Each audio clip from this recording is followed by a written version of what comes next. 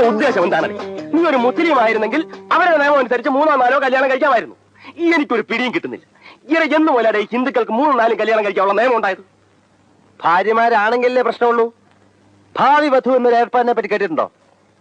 ഒരു ഭാര്യയുടെ എല്ലാവിധ ഗുണങ്ങളും ഒരു ഭാവി വധുവിൽ നിന്ന് പ്രതീക്ഷിക്കാം. എന്നാൽ ഭാര്യമാരുടെ ഒരു ദൂഷ്യവും നമ്മൾ അനുഭവിക്കാൻ വേണ്ട. മനഃശാസ്ത്രപരമായി കൈകാര്യം ചെയ്താൽ പെണ്ണൊരു സുഖമുള്ള ഏർപ്പാടാ മോനെ. അതെ, എന്തുദ്ദേശിച്ചില്ല അളിയൻ ഇവിടെ കറങ്ങി നടക്കുന്നത്? അല്ല, ഈ 3 എണ്ണത്തിനെ ഒറ്റയ്ക്ക് നീ എങ്ങനെ ഹാൻഡിൽ ചെയ്യും?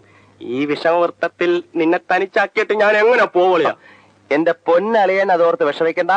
പെട്ടെന്ന് സ്ഥലം വിടാൻ നോക്ക്. ചെല്ല് ചെല്ല് ചെല്ല് ചെല്ല്. എന്നാലും എനിക്കൊരു മനോവിഷമളിയാ. ഇത് മനോവിഷമല്ല അളിയ, ഇത് അസൂയാണ് അളിയ, അസൂയ. അതാ അതിന്റെ പേര്.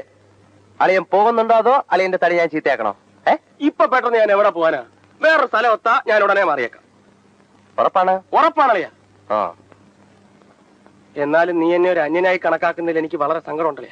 നീ ഒന്ന് മനസ്സിലാക്ക്, എന്നെ പോലെ ഒരു ആത്മാർത്ഥ സ്നേഹിതനെ നിന്റെ ജന്മത്തിൽ നിനക്ക് കിട്ടത്തില്ല. എന്നെ വിശ്വസിക്കളിയാ. അല്ലെ, കൈ കൊടുക്കളിയാ. ശരിയാവൂല.